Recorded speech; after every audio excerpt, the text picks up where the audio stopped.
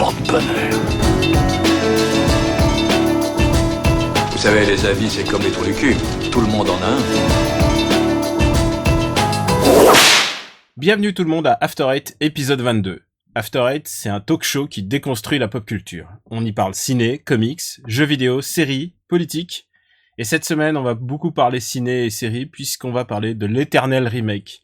Le besoin naturel et continuel d'Hollywood de refaire tout le temps la même chose.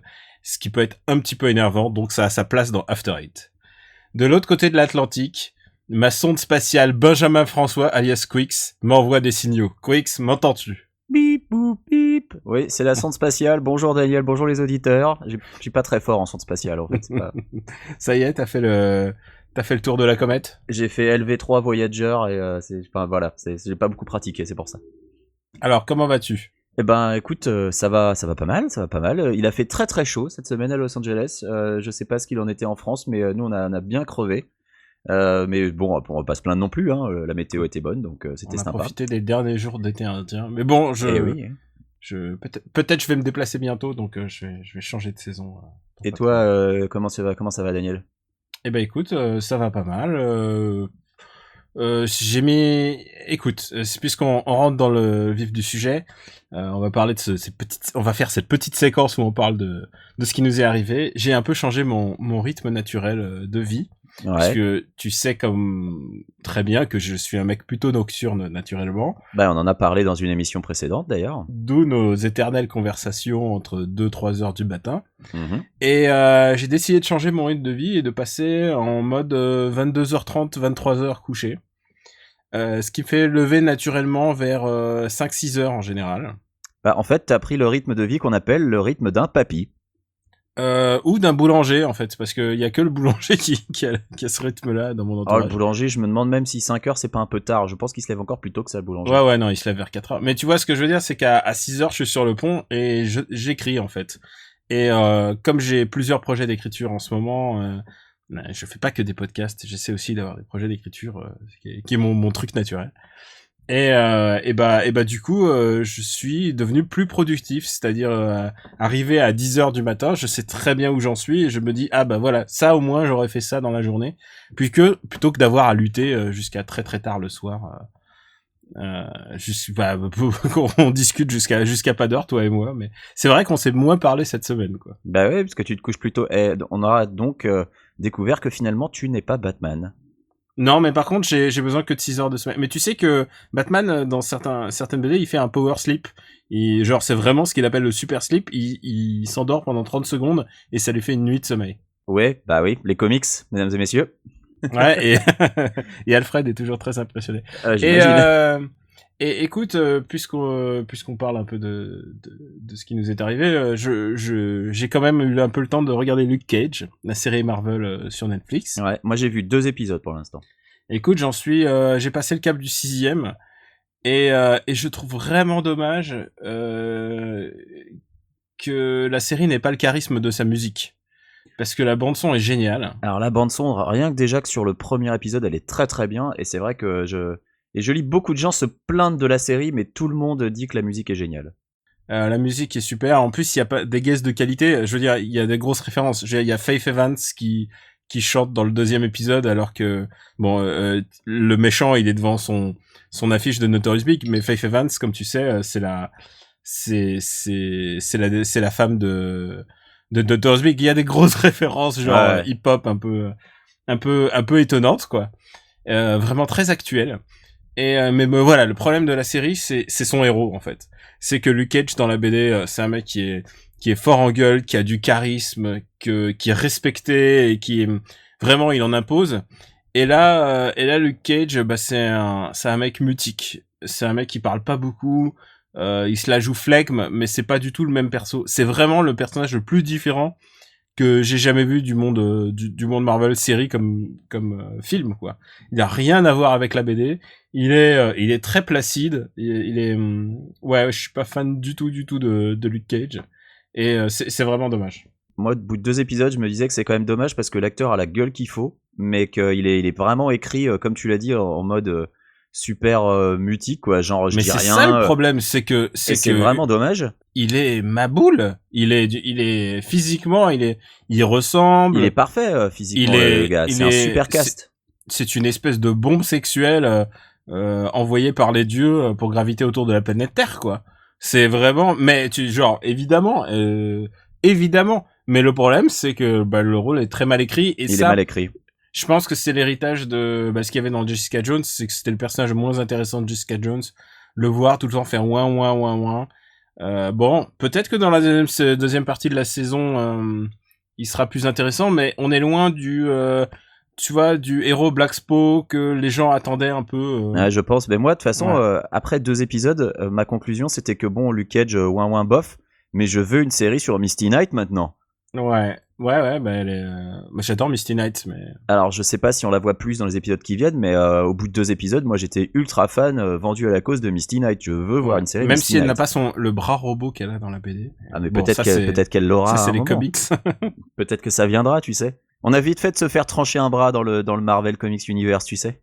C'est une série un peu décevante, et l'épisode 4 où le flashback qui t'explique qui est Luke Cage, et un moment par accident en fait un peu, il se retrouve dans son costume original des années 70, et le premier truc qu'il fait c'est de faire j'ai l'air ridicule et tout ça, et j'aime pas trop ces vannes. Ah putain, mais cette vanne héritée de X-Men, c'est oh là là, c'est pas Alors, possible.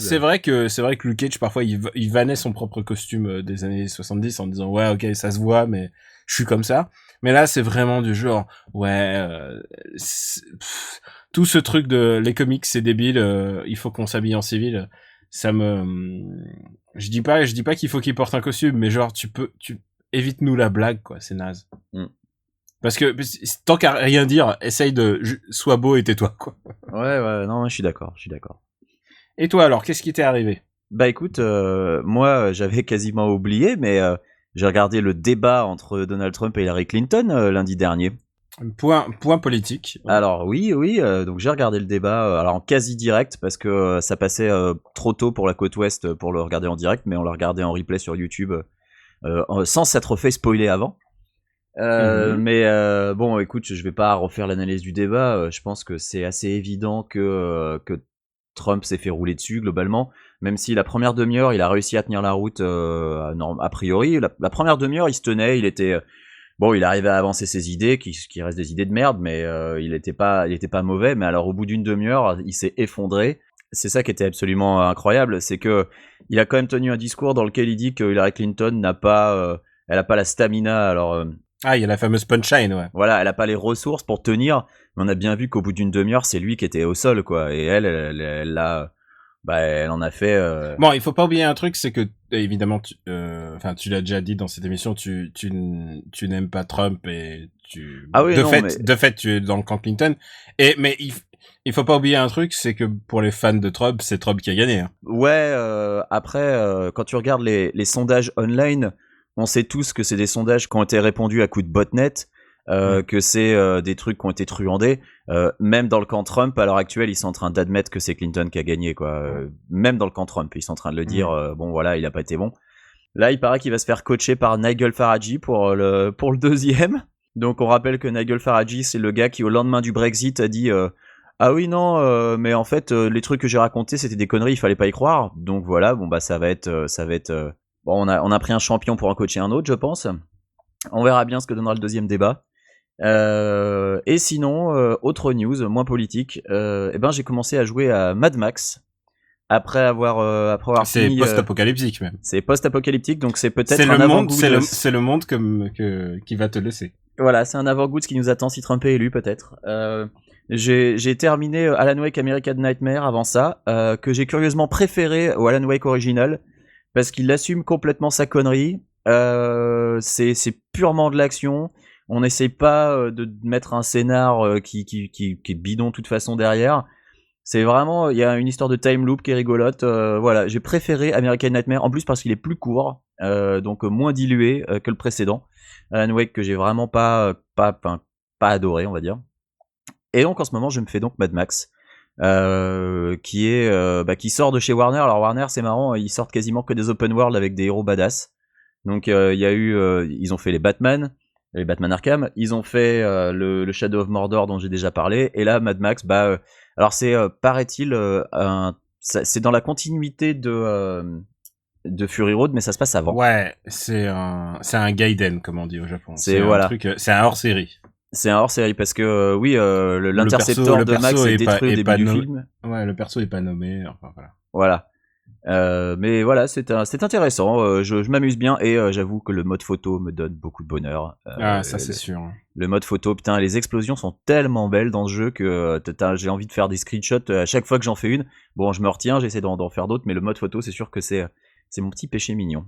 Bah écoute, moi je parlerai de mes jeux, ça sera dans ma Select pour une fois. Mon seul problème, c'est que j'avais mis beaucoup de soin à mettre sur pied ce petit jeu pour McLean. Vous avez caché un plan bien huilé. Ouais. Et bah puisqu'il est si bien huilé ton plan, tu sais où tu peux te le carrer.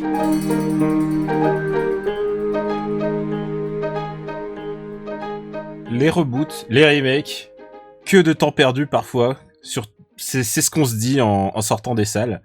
On a ça en commun. On est sorti presque en même temps de Magnificent Seven, les 7 mercenaires, qui est un remake de remake. Et en tout cas, moi, c'est le sentiment que j'ai eu. Je me suis dit, merde, on est en train de revivre exactement les mêmes années de cinéma qu'on a déjà eu. Il y a Ben-Hur qui est sorti il y a pas longtemps. Et c'est ça qui nous a donné l'idée de faire ce sujet, parce que merde, les remakes, on s'en prend tellement plein la gueule. Pourquoi? Qu'est-ce qu'on a fait pour mériter ça? Est-ce qu'il y en a pas quelques-uns à sauver? Mais je pense surtout qu'on a l'impression de se les prendre dans la gueule, parce que là, c'est des remakes de films qu'on n'a pas connus, parce qu'il y a eu beaucoup de remakes dans les années 80 de films des années 50 qu'on connaissait pas forcément. Alors que là, maintenant, on remake les films des années 80, donc nous, ça nous parle. Donc évidemment, on se sent vachement plus concerné par le truc, tu vois. Et il y a un truc, c'est que le temps nostalgique est devenu beaucoup plus court. L'exemple que je prends d'habitude, c'est les dessins animés qu'on regardait quand on était petit. Tu vois, je pense au Chevalier du Zodiac ou à Dragon Ball. On les avait perdus de vue pendant des années, et puis ensuite, on les a retrouvés en cassette vidéo ou en DVD. Et là, maintenant, la nouvelle génération a YouTube. Donc, t'as plus le temps d'être nostalgique de quoi que ce soit. Si tu veux revoir Matrix, je suis sûr que tu peux le trouver en 2 temps, 3 mouvements, les extraits que tu veux sur YouTube. Ouais. Le cinéma se consomme assez différemment, et du coup, les gens ont plus le temps d'avoir oublié la chose, et on a l'impression de se reprendre exactement la même chose, mais quelques années après. Et on l'a vu, genre Total Recall, par exemple. Total Recall ou Robocop ou Point Break. Mais pour le coup, Robocop, putain. Magnificent Seven est un peu l'exception, parce que c'est un remake de remake, mais c'est un remake d'un film qui a 50 piges, ce qui est de moins en moins courant de nos jours, parce que, bah oui, Total Recall, Robocop et Point Break, ça remake des films des années 80, début 90, donc oui, nous, ça nous parle vachement, et on trouve ça vachement trop rapide. Bon, je vais spoiler un truc, c'est que Magnificent Seven, je suis sorti de la salle et j'ai tout de suite envoyé un SMS à Quix, je savais qu'il avait vu, et j'ai dit, qu'est-ce que c'est que cette merde? Voilà. Parce que moi, j'ai pas détesté autant, mais toi, je sais que t'as détesté, donc si tu veux commencer là-dessus, vas-y. Bah écoute, on va commencer sur celui qui vient de sortir, ouais. Le truc, c'est que c'est exactement le même film. À un détail près, c'est un peu le rôle des gens qui meurent, en fait. Tu sais, dans les 7 samouraïs, il y en a que 2 qui survivent, et c'est les plus nobles. Dans les 7 mercenaires, c'est un peu la même chose. Là, c'est un peu le dispatching des morts est un peu différent. Et là, ils essayent de donner un petit côté ethnique, multiracial, mais pas multisexe, parce qu'il y a pas de filles. Voilà, il y a toujours pas de femmes. Il y a une fille qui est un peu badass, qui a un fusil, mais elle a pas le droit d'être dans les 7 mercenaires. Il y a un personnage féminin qui n'est pas inclus dans les 7, et les 7, c'est quand même 7 mecs. Voilà. Et mais par contre, ils ont rajouté un Mexicain, ils ont rajouté un Coréen qui avait sans doute pris le train depuis Séoul. Il y a un Native American. Ouais, le Coréen qui fait un peu, tu sais, c'est un peu le Wolverine local. Il joue un peu le rôle de Toshiro Mifune, tu vois. C'est un peu il joue un peu un peu le badass, tu vois. Et tu comprends ce qu'ils veulent faire. Mais c'est Dr. Wong en Amérique, en fait. C'est Wong Fei-hung qui défonce du cow-boy. Exactement. Mais moi, le plus gros problème, c'est que ils ont rajouté de la putain de bondieuserie. Et j'ai vraiment du mal, puisque en fait, le premier acte méchant du méchant, enfin du méchant qui est totalement caricatural et complètement loupé, c'est de brûler une église, tu vois, pour bien qu'on comprenne qu'il est méchant.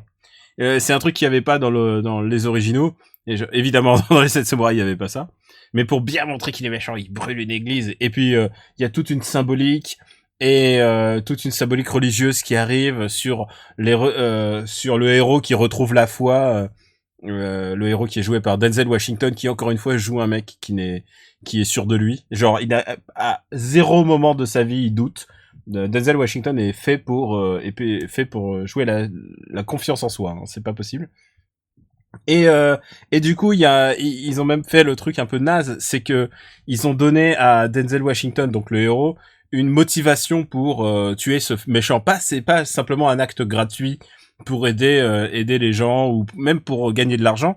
C'est vraiment il a un mobile, il a un truc qui l'anime derrière lui et c'est une espèce de revanche divine, c'est une vengeance divine quoi. C'est un truc bref, je déteste quand il y a des trucs religieux qui sont rajoutés sur un truc que j'aimais en fait. Alors moi je vais tempérer un peu là-dessus parce que j'ai pas été autant scandalisé par les bondieuseries que tu as relevées. Oui certes il commence par brûler une église mais ensuite derrière il flingue des innocents. Bon, et c'est vrai que les innocents qui protestent quoi. Il les tue quand même. Et c'est vrai que ça se termine dans l'église, mais c'est pas pour moi l'église. Le type s'y réfugie parce que il pense justement qu'il va y être à l'abri, que les autres oseront pas le flinguer dans une église. C'est purement accessoire si tu veux. Moi j'ai pas vu ça comme. Il meurt sous une croix. Mais laisse-moi finir. Je t'ai laissé dire ton truc. Moi je ne suis pas d'accord. J'estime que le film n'est pas bon. Il est moyen. Et il est surtout complètement inutile parce que c'est un remake d'un remake et il apporte rien en fait. Mais j'ai pas été scandalisé par les bondieuseries. Bon, peut-être que je comprends que ça ait pu te bloquer et que t'es bloqué dessus. J'ai pas été aussi gêné que toi par les bondieuseries. Et je suis d'accord, par contre, complètement d'accord, que les motivations données au personnage de Denzel Washington sont débiles et ne servent vraiment à rien. Et alors pour la petite histoire, le scénariste du film, c'est Nick Pizzolatto, le créateur de True Detective. Mais là, c'est plus True Detective saison 2, quoi. C'est vraiment le type qui se cherche et qui sait pas ce qu'il est en train de raconter, et c'est vraiment dommage. Et il y a des personnages que je trouve pas inintéressants dans le film, hein, vraiment. Et c'est ça qui m'a permis de pas passer finalement un si mauvais moment. Je me suis pas sorti scandalisé de la salle. Mais voilà, c'est pas un film que je recommanderais particulièrement parce qu'il sert à rien, surtout. C'est ça son principal problème. C'est un remake qui n'apporte rien, en fait. En parlant de servir à rien, c'est la même impression que j'ai eu en sortant de Ben-Hur, si tu veux. Alors Ben-Hur, j'ai vu le trailer et je me suis dit non, c'est pas la peine. Donc toi tu l'as vu. Tu t'es dit Morgan Freeman avec des dreadlocks, c'est pas possible. Alors c'est pas forcément ça, mais c'est juste moi je me suis dit j'ai pas envie de vous revoir Ben-Hur en 2007. Enfin, c'est un peu comme quand j'avais vu le trailer du film Moby Dick de Ron Howard, tu vois, je me suis dit j'ai pas envie de voir ça. Là c'était pareil avec Ben-Hur, non. Moi j'ai le Ron Howard le Moby Dick de Ron Howard était pas si nul, hein, tu sais. Ouais. Il y avait des bonnes scènes et puis ça se finit en cannibalisme, donc c'est un film positif, donc. Je me doute que ça peut pas être plus nul que le prochain Ron Howard qui est encore une adaptation de Dan Brown, sauf qu'ils ont viré Audrey Tautou ce coup-ci pour en prendre une plus jeune. Mais ils ont encore Tom Hanks par contre. Il faut payer ses impôts. Chacun doit payer ses impôts. Mais donc Ben-Hur, ce qui manquait à Ben-Hur, à mon avis, c'était encore plus de bondieuserie, justement, puisque je pense que c'est la thématique c'est la thématique de ces deux films, puisque là, tu sais que Jésus normalement apparaissait. Alors Ben-Hur, déjà, c'est une histoire beaucoup plus vieille que le film avec Charlton Heston. C'est une histoire, c'est un vieux bouquin, quoi. Et donc, il a été fait en live, en comédie musicale, tu vois, c'est un truc qui existe dans la conscience populaire. Mais on se souvient plus du film, du Peplum, quoi, Ouais, bien sûr. Et du coup, on a l'image de, il y a Jésus qui à un moment qui arrive dans ce film, mais Jésus n'est pas montré. Jésus est montré en ombre, en contre-champ, mais tu vois, il est pas montré franchement. Là, ce qui me manquait à Ben-Hur, c'est Jésus Superstar. Jésus, il arrive, mais genre comme un Power Ranger. Mais là, je visualise Henry Cavill en contre-plongée, en plongée, qui regarde les bras croisés, Ben-Hur au bas. Il arrive, non, il est plus actif qu'Henry Cavill parce qu'il dit des trucs, lui. Oh là là, alors un vrai Jésus pour le coup. Un vrai Jésus, il dit des trucs et il fait la super morale, mais genre, on lui a mis le plugin, la Bible, et il dit carrément des psaumes, tu vois, directement. Genre, c'est trop bizarre. Et évidemment, spoiler, Jésus meurt. Mais en mourant... Salaud, je voulais lire le bouquin. Évidemment, en mourant, il déclenche la pluie qui sauve la famille de Ben-Hur de la lèpre.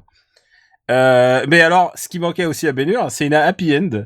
Et j'adore ces remakes avec des happy end puisque tu vois, le rival de Ben-Hur, son frère, son demi-frère, eh bien, son demi-frère, il perd sa jambe dans la course de chariot, mais quand même, ils restent bons copains et ils partent ensemble à cheval.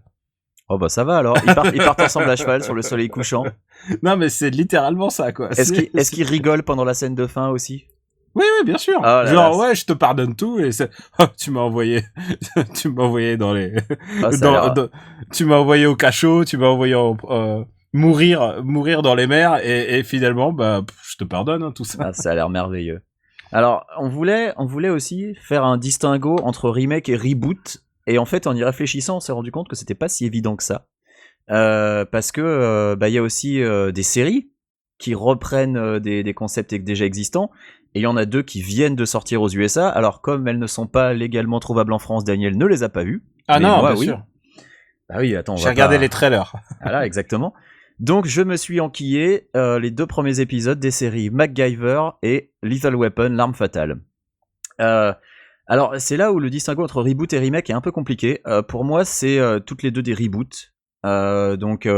Alors, comment expliquer la différence? Un remake, pour moi, c'est tu pars vraiment du même matériau d'origine et tu refais plus ou moins la même chose avec des fois des variations.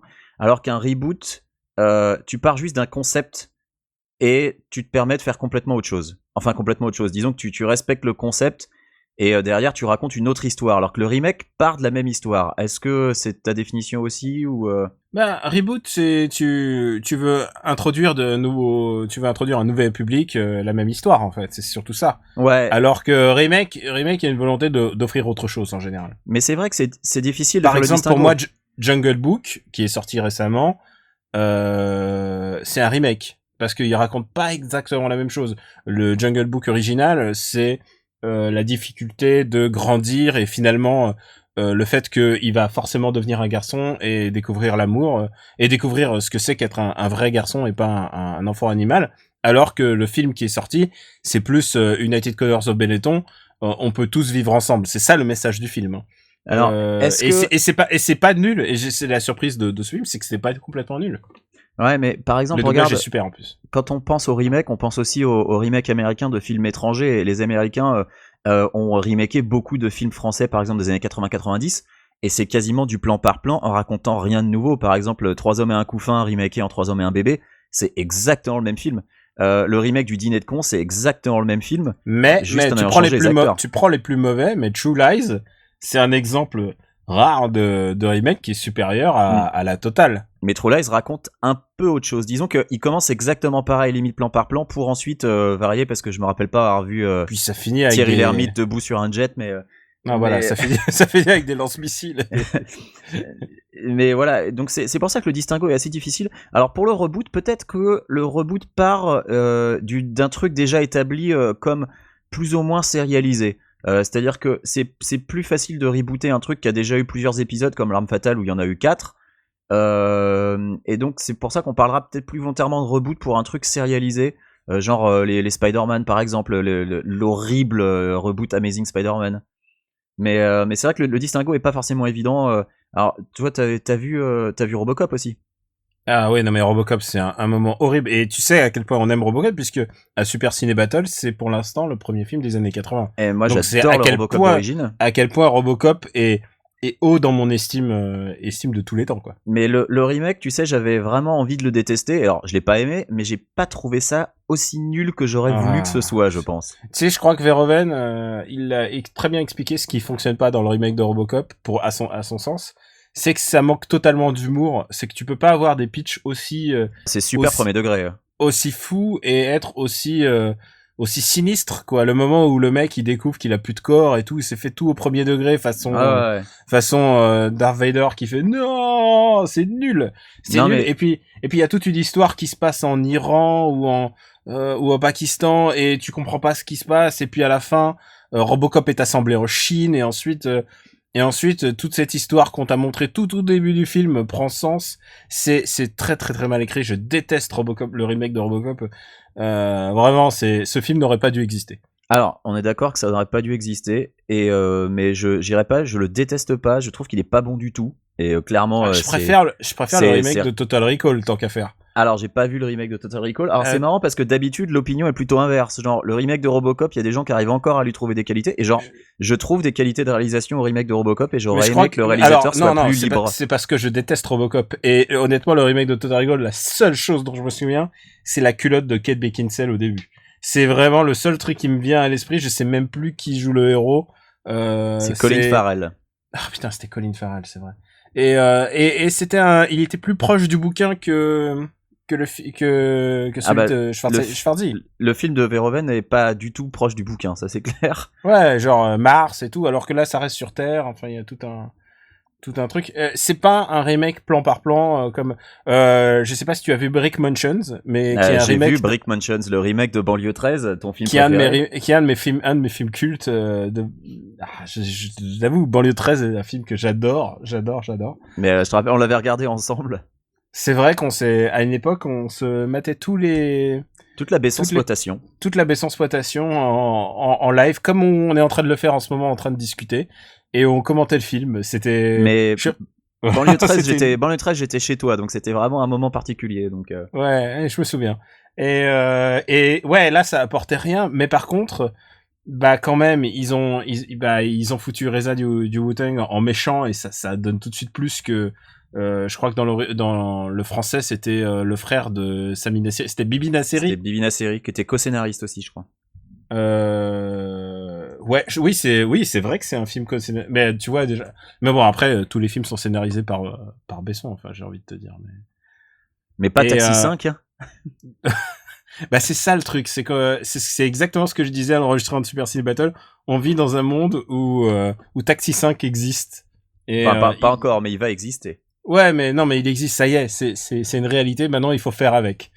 Puis bon, et en fait, j'adore me dire que Brick Mansion c'est le dernier film de Paul Walker, et Paul Walker, tu sais, il a une espèce de magie romantique, cet acteur. C'est Fast Seven son dernier film.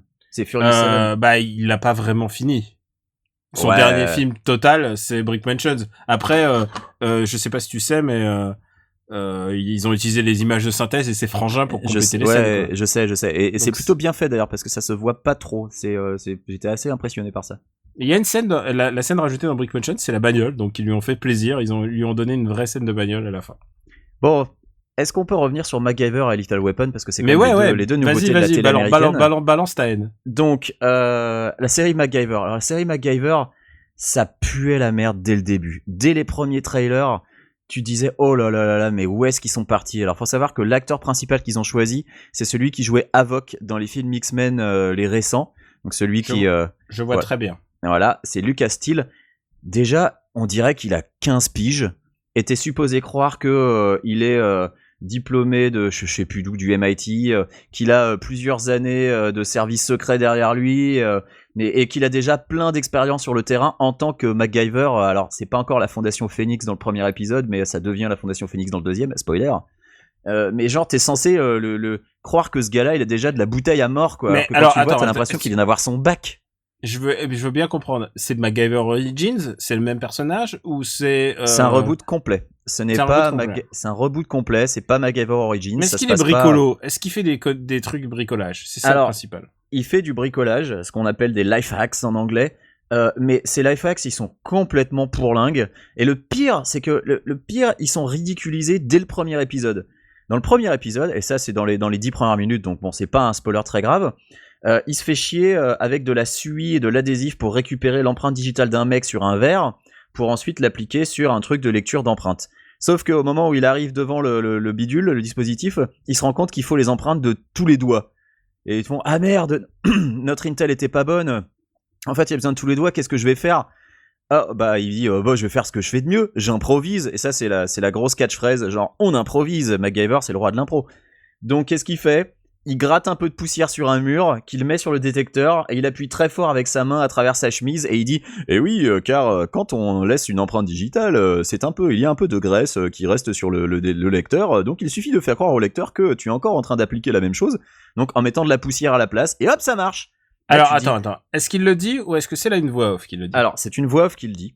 Parce que ça, c'est important dans MacGyver. Comme dans la série d'origine. Et c'est ce qui faisait le charme de la série d'origine, c'est que MacGyver, il fucking narrate tout ce qui se fait. C'est-à-dire, mon père me disait que si je prenais un œuf et que je le mettais dans le radiateur, eh bien, je boucherais tous les trous. Et ce qui fait aussi que MacGyver est des amis aveugles me l'ont dit, c'est une de leurs séries préférées parce qu'il décrit exactement ce qu'il fait. C'est le seul mec à faire ça. En fait, il le fait plus ou moins dans la série, mais le truc c'est que la voix off est tantôt un petit peu blagueuse second degré, tantôt super serious. Et pour revenir au life hacks, ils ont rajouté des explications en surimpression. Genre, ils te montrent de la suie, et là il est marqué suie. Où il te montre un adhésif et il y a marqué adhésif sur l'écran. Oui, c'est vrai. Il y a un passage qui est juste mais scandaleux où il est dans un avion où en fait il rentre par le train d'atterrissage de l'avion. Alors ça n'en est pas jusque là quand même, mais il regarde un espèce de panneau où tu vois tout un fratras de bordel et là il y a marqué electronics. Et là il tourne la tête, il regarde en face et il y a marqué hydraulics. Là tu es ok, donc hydraulique d'un côté, électronique de l'autre. Ok, super, ça m'a bien avancé ça. Merci MacGyver. C'est insupportable. Ils ont réussi à pourrir le générique, c'est-à-dire que le générique reprend les premières notes du générique d'origine et tu dis oh c'est sympa, ils ont repris les premières notes et là boum ça change et ça passe sur un truc. Alors ils auraient pu faire pire, ils auraient pu mettre de la dubstep, mais non, ils mettent un truc qui est archi générique passe-partout naze. Ils l'ont flanqué d'une équipe alors que MacGyver à la base c'est quand même One Man Army, le mec qui se retrouve dans la merde tout le temps parce qu'il est tout seul. J'ai vu qu'il a un sidekick noir et je me suis dit ils ont quand même pas fait ça à part en 2016. Alors le sidekick en fait, non, le sidekick c'est George Eads de CSI, donc c'est un sidekick blanc, mais il a quand même un coloc black rigolo qui fait des blagues. Ah bah voilà, c'est ça, qui se prend les tartes à la crème. Voilà, que tu vois en dehors des scènes d'action, genre quand il est chez lui. Alors malheureusement, il n'a plus le baby-foot hockey sur glace qu'il avait, qui était, moi franchement ça me faisait rêver quand je voyais Richard Dean Anderson jouer à ça. Non, là il a un panneau de basket, mais il a un coloc black qui bosse chez In-N-Out ou je ne sais quel fast-food. Bref, c'est pourri. Non, vraiment, c'est pourri. Et surtout... donc Lethal Weapon est mieux, alors. Alors, attends, je veux finir sur MacGyver. Ils ont pris Vinnie Jones en méchant, et Vinnie Jones, moi, j'adore cet acteur à cause de d'Arnaque Crime Botanique et de Snatch. Donc, du coup, j'étais pour le méchant. Et j'avais envie que le méchant gagne, et il y a un cliffhanger nul à Yesh. Enfin, non, c'est une catastrophe. Et surtout, cette team horrible. En fait, on dirait les mauvais épisodes de la saison 1 d'Agents of S.H.I.E.L.D. Donc des épisodes 1 à 15 de Agents of S.H.I.E.L.D. de la saison 1. C'est super nul. Et on dirait que c'est ça, mais encore plus cheapos. Donc vraiment, MacGyver, c'est une catastrophe. Je ne vois pas ça passer les sweeps. Honnêtement, je sais pas s'ils vont faire plus de 6 épisodes. C'est incompréhensible que CBS ait choisi cette série. En plus, c'est un grand network. Ah oui, c'est pas un petit network pourri. Non, c'est CBS. Ouais, Bref. Ouais. Lethal Weapon, c'est sur Fox. Et c'est pas génial non plus. C'est quand même moins nul que MacGyver. Et je pense que Lethal Weapon, je vais continuer à regarder, ne serait-ce que pour voir où ça va, parce qu'il y a un léger potentiel. Mais voilà, je vais pas te mentir, je vais pas te dire que c'est génial. Non, c'est pas génial. Je trouve que l'alchimie entre les deux personnages est pas géniale et fait super forcé. Genre, surtout le personnage de Murtaugh qui est vraiment bizarre. Un coup, il est là à se plaindre que Riggs va le faire tuer, comme dans les films, et un coup, il l'adore. Alors qu'il met vachement plus de temps à accepter Riggs, par exemple, ne serait-ce que dans le premier film, si tu veux. Là, c'est limite les super buddies, même si, ouais, mais attends, il va me faire tuer. Il y a vraiment un truc raté avec l'écriture de Murtaugh. Le personnage de Riggs s'en sort un peu mieux, je trouve. Donc lui, son gros traumatisme, c'est que sa femme qui était enceinte est morte dans un accident de voiture dans les 5 premières minutes de l'épisode 1. C'est montré. Ça aurait pu être juste évoqué, mais non, c'est montré. Donc ensuite, il te le remontre en flashback. Ça, c'est pas forcément nécessaire, mais j'imagine que c'est les premiers épisodes, donc on va s'en bouffer encore un petit peu. Il y a des erreurs de montage qui sont assez rigolotes. Et à un moment, il y a une course-poursuite sur un circuit de Formule 1. Et un coup il pleut pas. C'est vraiment très bizarre. Mais bon, des erreurs de montage, il y en a des pires dans MacGyver. Donc là-dessus, bon, c'est pas trop grave. Moi, ouais, je m'en fous les erreurs de montage. Si ça vaut le coup. Le problème, c'est que visiblement ça vaut pas le coup. Et je devine tout de suite la réponse de ma question. Est-ce que le héros, est-ce qu'il a le sex appeal de Mel Gibson Non, pas du tout. Non, il a pas du tout. C'est ça le truc, c'est que ça, c'est un gros souci. Toute l'arme fatale tient là-dessus, quoi. Il a pas du tout le charisme et le sex appeal de Mel Gibson. Et alors, ce qui est marrant, c'est que alors j'ai déjà oublié son nom à l'acteur, mais il est noté dans le générique comme introducing l'acteur, ce que tu utilises généralement pour les jeunes premiers, tu vois. Alors que le gars, il a déjà une carrière derrière lui, il a déjà fait plusieurs rôles. mais j'ai déjà oublié comment il s'appelle. Bon, c'est pas très grave. C'est Damon Wayans qui joue Roger Murtaugh. Et ça fait Toujours vachement dans les bizarre. bons coups. Mais ça fait vachement bizarre parce que t'as l'impression qu'il est beaucoup trop jeune pour le rôle, alors qu'en fait il a 56 balais. C'est juste que bah non, il est super BG quoi. Et là j'avoue, la famille Murtaugh, moi je trouve que Murtaugh est vachement plus BG que Riggs. Et alors que tu vois dans MacGyver clairement il y a un miscast complet. Et d'ailleurs, il faut savoir que le casting a été intégralement refait pour MacGyver entre le pilote et l'épisode 1 qui nous est présenté. Ça a été intégralement retourné par le nouveau réal. Quand tu vois la gueule du cast, tu dis que c'était peut-être pas ça le principal problème, mais bon bref. Et là pour Little Weapon, le cast est vraiment bizarre. Mais bon, je pense qu'il y a peut-être un léger potentiel. Donc je vais laisser sa chance au truc. C'est quand même pas génial, donc je vous dis, c'est pas la peine d'appeler votre tonton d'Amérique pour qu'il vous envoie la VHS pour l'instant. Si ça change, je vais pas faire ça alors. Mais peut-être que les séries arriveront sur les chaînes françaises. Là, tu vois, pour l'instant, MacGyver et Lethal Weapon, c'est les séries que je verrai arriver sur NRJ12, quoi. Ce genre de chaîne. Ah, t'as vraiment. Alors, t'es pas au courant parce que en France, il y a eu un gros binge de chaînes. Maintenant, il y a Direct 8 qui est devenu C8. Et en général, vrai. J'ai l'impression que qualitativement, les gens, moi, je pense à C8 en fait. Ouais. Alors, je dirais que ça arrivera sur une chaîne de la TNT dont le numéro est supérieur à 7. Voilà, c'est comme ça que je vais le dire. Donc voilà, c'est deux séries qui franchement valent pas le coup. Mais écoute, on a bâché les remakes qui valent pas le coup. On n'a même pas parlé de Karate Kid. On n'a pas parlé de Karate Kid, qui est quand même où il y a pas de karaté. Karate Kid avec un mec qui fait du kung-fu, c'est quand même génial dans le concept. Jurassic World, qui est une suite. C'est une suite slash reboot. C'est vraiment. C'est une suite reboot et c'est nul. Enfin, c'est très très nul.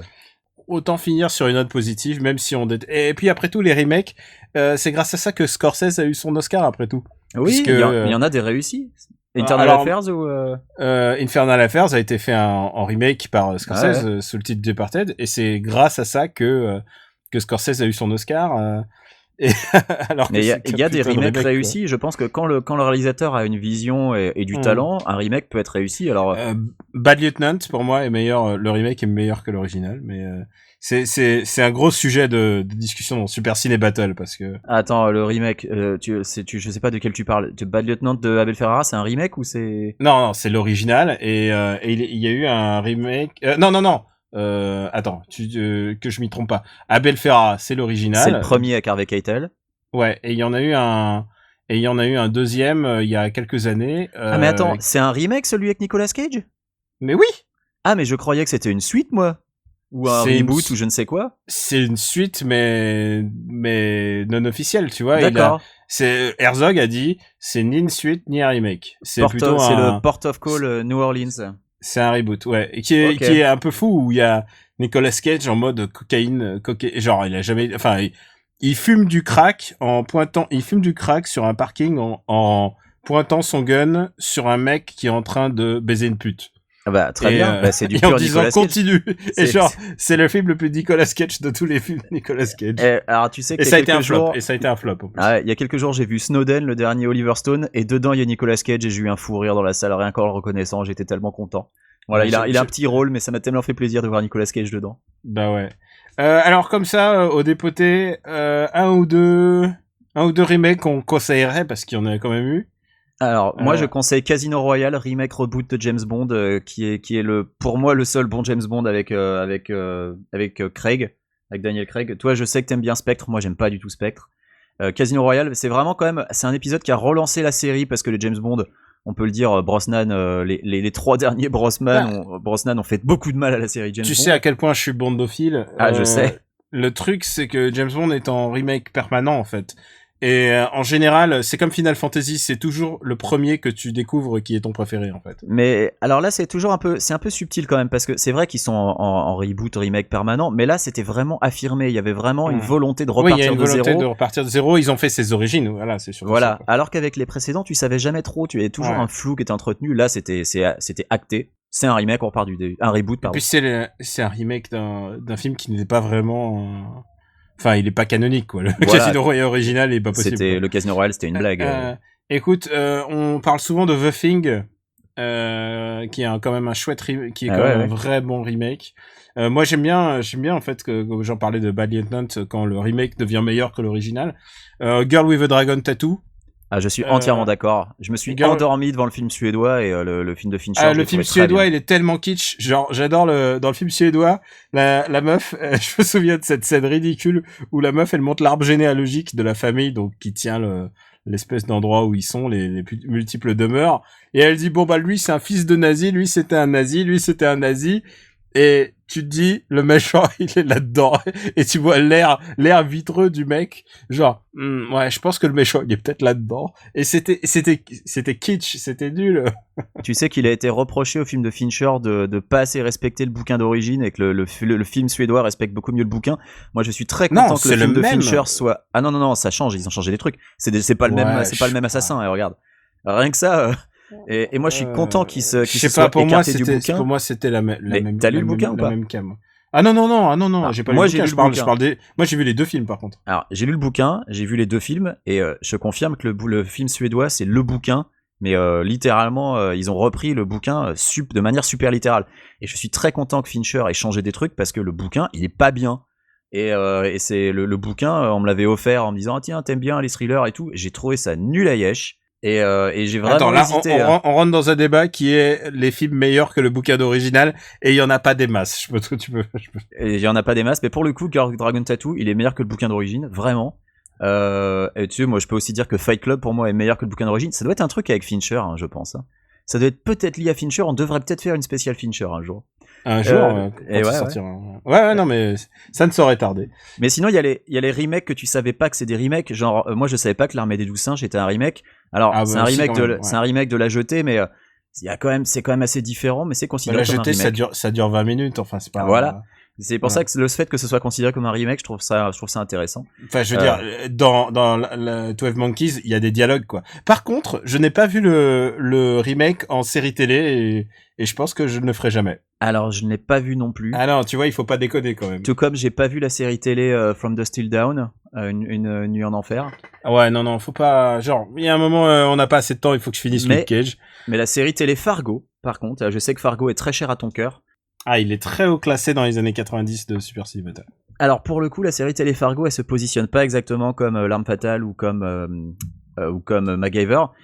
C'est plus ou moins une suite, mais maquillée en remake. C'est-à-dire que t'as des personnages qui se retrouvent. Le personnage de Martin Freeman est clairement inspiré par celui de William H. Macy dans le film d'origine, mais c'est pas le même personnage parce que ça se passe dans le même univers et c'est plus ou moins une suite parce que à un moment, alors je vais pas dire qui ou quoi ni comment, mais il y a un personnage qui trouve l'argent que Steve Buscemi enterre dans la neige dans le film. Donc tu vois clairement qu'il y a une continuité. Mais par contre, ça reste une histoire différente. Et c'est écoute, très intéressant. Tu me la soldes, j'ai envie de le voir. Et vraiment, alors ça prend son temps, ça met un peu de temps à démarrer, mais moi j'ai vraiment beaucoup aimé. Je n'ai vu que la saison 1 pour l'instant, et il paraît que les saisons suivantes partent sur complètement autre chose et sont aussi très bien, mais j'ai vraiment aimé la saison 1 de Fargo, donc voilà. Je recommande. Et puis pour se terminer sur une note vraiment positive, on parlait de Kurosawa au début, les 7 samouraïs, le remake de Yojimbo pour une poignée de dollars. Ah bah oui, bien sûr. Tu peux. Évidemment, je préfère Yojimbo. Mais pour une poignée de dollars est un film tellement extraordinaire aussi qui a apporté beaucoup à l'histoire du cinéma. Ouais, c'est un cas de figure où tu transposes une histoire. Et de toute manière, Kurosawa faisait ça. Hein. Il transposait les histoires. Il a pris le King Lear. Il a pris. Enfin, c'est vraiment un gros lecteur de Shakespeare. Il prenait des classiques et il les réadaptait. Et donc, il y a pas de fatalité. C'est pas parce que tu refais quelque chose que ça va être nul. C'est juste qu'il faut essayer de bien le faire au maximum, quoi. Bah oui. Et un dernier exemple pour la route. Moi, je savais même pas que c'était un remake. The Bourne Identity. Donc le premier film de la saga Jason Bourne est un remake d'un téléfilm avec Richard Chamberlain. Et je t'avoue que j'ai envie, rien que pour la curiosité, de voir le téléfilm maintenant pour voir si Richard Chamberlain botte des culs comme le fait Matt Damon, mais j'en doute un petit peu. Bah ça, c'est une série un peu sclérosée par les reboots et les remakes. Enfin, genre, ils ont essayé de faire une suite avec un autre acteur. Ensuite, ils se sont fait revenir le... J'ai pas vu le dernier, mais j'ai vu celui avec Jeremy Renner et effectivement, il fallait pas. Vraiment, il fallait pas. Ah, il y avait une heure où tu dors, là, tu dors la première heure et puis ensuite tu t'en fous. Et le nouveau Bourne écoute,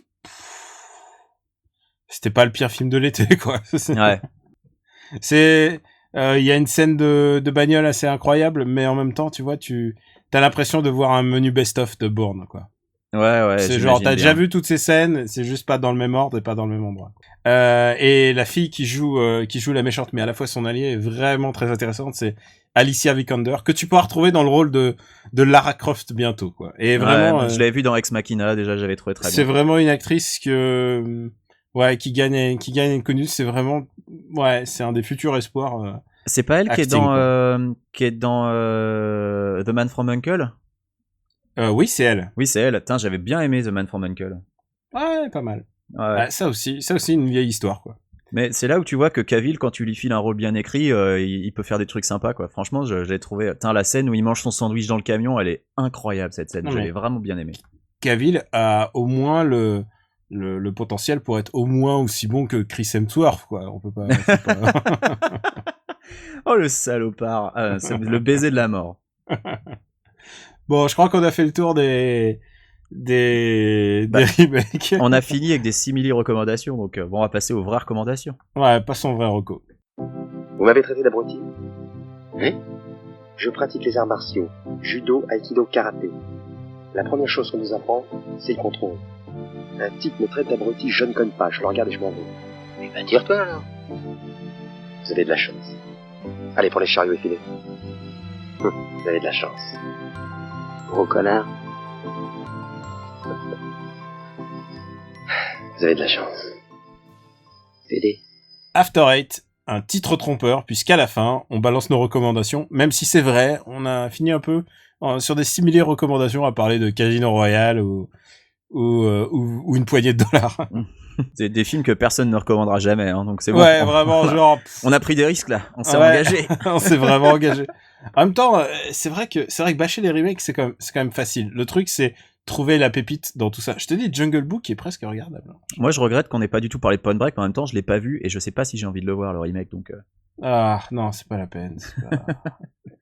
Bon, allez, les recos. Vas-y, passe à ta reco. Qu'est-ce que tu as à nous recommander de beau? Alors moi, je sortais tout juste de Gotham Central et je me suis dit, j'ai pas lu assez de Brubaker dans ma vie, donc il faut que je corrige ça tout de suite. Et je suis tombé sur l'omnibus de The Sleeper. Donc c'est un gros bouquin, ça fait, ça doit faire pas loin de 700 pages. Et c'est donc un recueil, hein. Les omnibus, c'est le principe, c'est qu'ils reprennent la totalité d'une série pour les mettre dans un gros truc qui est gros comme un dico. Et surtout, ça a la bonne idée, dans le cas de The Sleeper, de prendre une mini-série qui précède plus ou moins, qui fait office d'introduction, et qui reprend des personnages connus de l'univers de Brubaker. Donc, il y a, en fait, tu vois Cole Cash dans l'espèce d'introduction qui est donc Point Blank en 5 épisodes. Et derrière, The Sleeper, comme le nom l'indique, c'est l'histoire d'un agent infiltré. Parce que voilà, un sleeper, c'est un agent double infiltré. Et c'est vachement bien. Et j'ai vraiment pas envie d'en dire trop parce que je veux pas spoiler. Mais donc voilà, c'est un type qui est infiltré dans une organisation criminelle. Et le problème qu'il a, c'est que le seul mec qui était au courant au sein, alors je sais plus si c'est la police ou le gouvernement, enfin ça doit être une organisation gouvernementale, le seul mec qui était au courant se fait assassiner.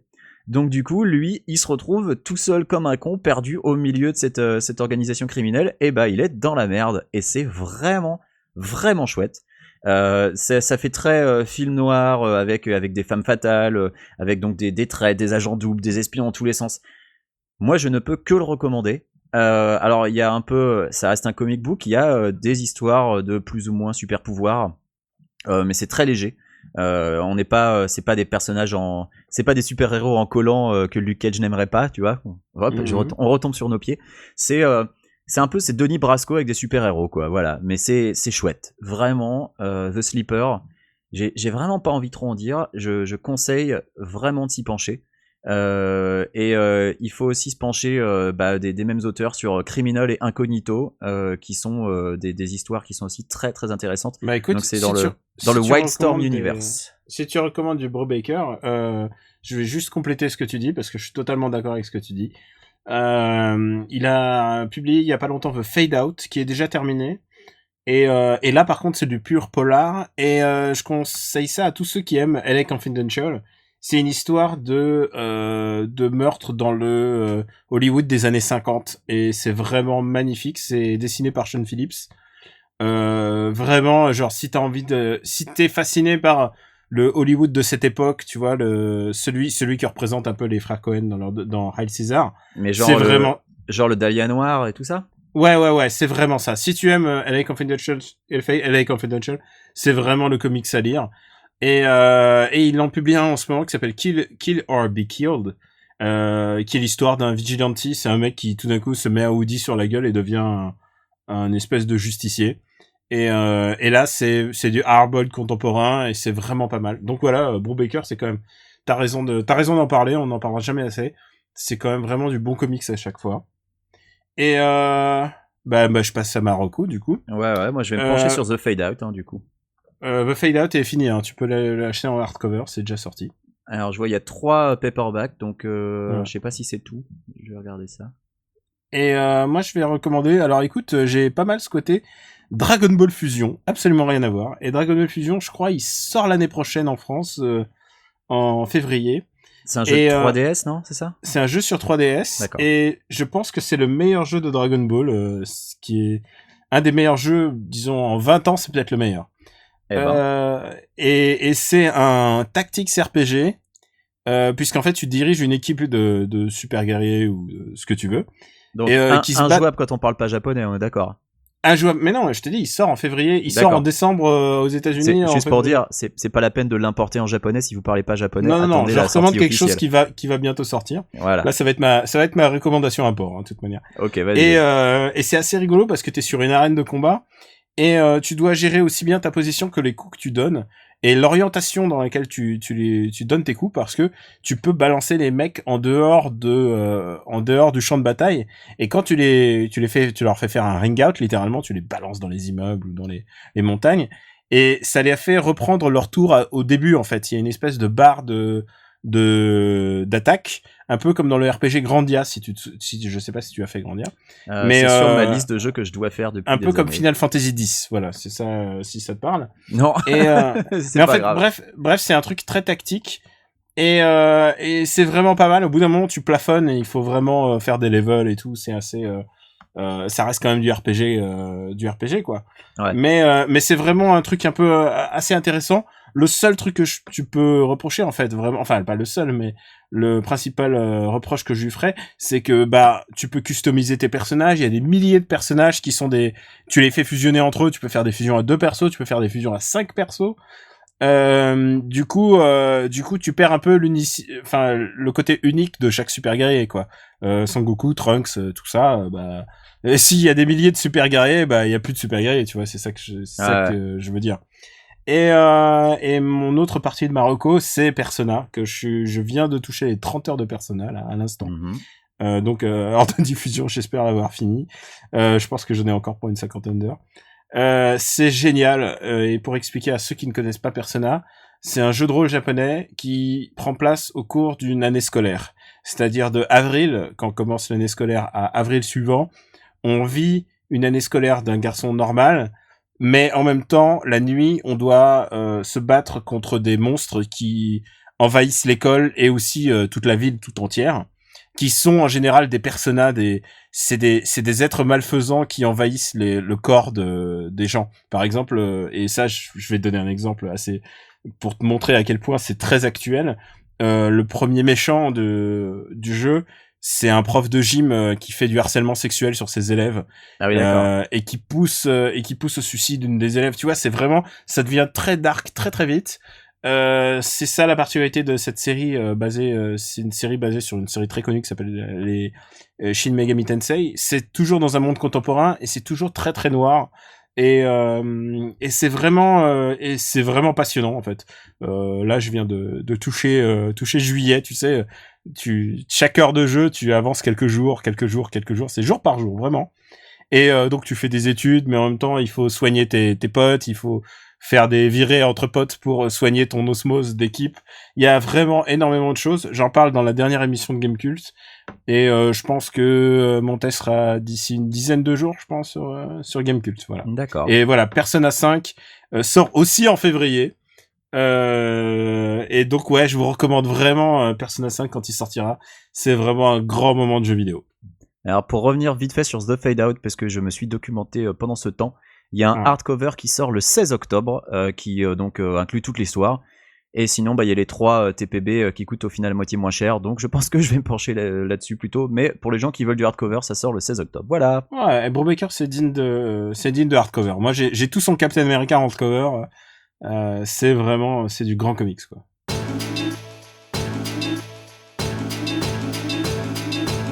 C'est la fin du 22e épisode d'After Eight, pendant que Quix termine de commander sur Amazon ses prochains comics. Il faut pas le dire trop fort, je ne soutiens pas les petites boutiques de comics, c'est scandaleux.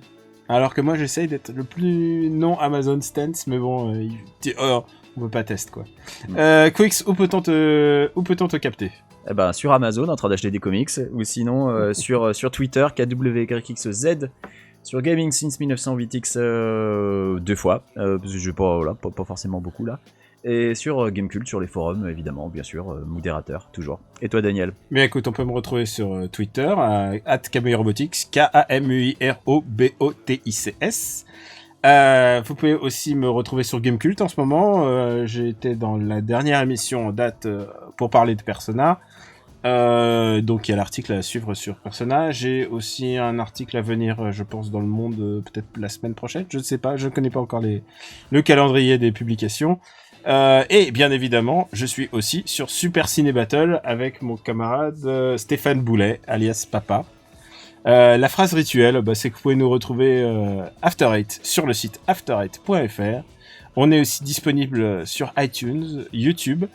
Et je tiens à dire un truc, je tiens vraiment à remercier les gens qui prennent le temps de laisser un gentil commentaire et de laisser une note sur iTunes, et surtout ceux qui disent on a juste créé un compte pour mettre un commentaire, parce que je me rends compte de la démarche que c'est pas une démarche naturelle de créer un compte sur quoi que ce soit. Ils pourraient laisser un commentaire sur notre site, mais non, ils le font sur iTunes et on vous en remercie. Ça aide au référencement de notre podcast. Et je voulais préciser pour les gens qui n'aiment pas Apple ou n'ont juste pas de Mac et ne veulent pas passer par iTunes, ce qui est tout à fait compréhensible. Si vous avez un téléphone Android par exemple, vous pouvez vous abonner à after8.fr en passant par le RSS qui est disponible sur after8.fr dans la colonne de droite dans les liens. Voilà, vous utilisez le flux RSS qui est là et vous pouvez ça updatera automatiquement votre client podcast. Et on est sur Google Play Music aussi, mais je crois que c'est toujours pas disponible en France. Donc si vous êtes en Amérique du Nord, vous pouvez passer par là, mais sinon malheureusement, je crois que vous avez pas le choix. Moi, j'utilise Pocket Cast, quoi, qui est très très bien, mais qui puise dans les feeds RSS aussi. Mais je crois que Pocket Cast passe par iTunes pour sa base de données. Hein, si je me voilà, trompe pas. oui, il y a pas de mystère. Hein. C'est iTunes qui centralise tout. C'est pour ça qu'on vous remercie de faire un compte iTunes et de nous laisser un commentaire. Et je crois que je l'ai pas assez dit, mais je suis très satisfait de la manière dont on interagit avec le public, interagit avec nous, dont vous, le public, interagissez avec nous. À chaque fois, ça se passe toujours très bien. Vous avez toujours des choses intéressantes à dire sur l'émission, et c'est toujours parce qu'on se disait au début, merde, on va faire un truc qui s'appelle After Eight, on va déclencher la hate, mais en fait pas du tout. Et je vous en suis très reconnaissant. Les gens trouvent qu'on est trop gentils. Mais ouais, en fait, peut-être on est des vrais gentils, quoi. Le vrai méchant, c'est peut-être pas plage. C'est peut-être, ça se trouve. Donc on vous remercie toujours d'être aussi réactif sur notre site. On lit tout. Oui, on lit tout. On lit tous vos commentaires sur YouTube, sur le site, sur Twitter. On répond pas forcément tout le temps, mais on essaye, mais on lit tout. Le compte Twitter de After Eight qui s'appelle After Eight FR. Oui, c'est vrai qu'on n'en parle pas souvent du compte Twitter. C'est @After8FR pour les gens qui veulent suivre After Eight sur Twitter et être mis au courant. C'est la manière la plus simple de nous parler à tous les deux en même temps. Ouais. Ou alors de nous suivre respectivement @Quix et @KamuiRobotics. Voilà, on les donne depuis le début, ça, je pense que. Ouais. Donc, on leur donne à la fin. Donc, merci beaucoup et à bientôt pour notre prochain épisode. On vous embrasse. Des bisous, salut. Ciao.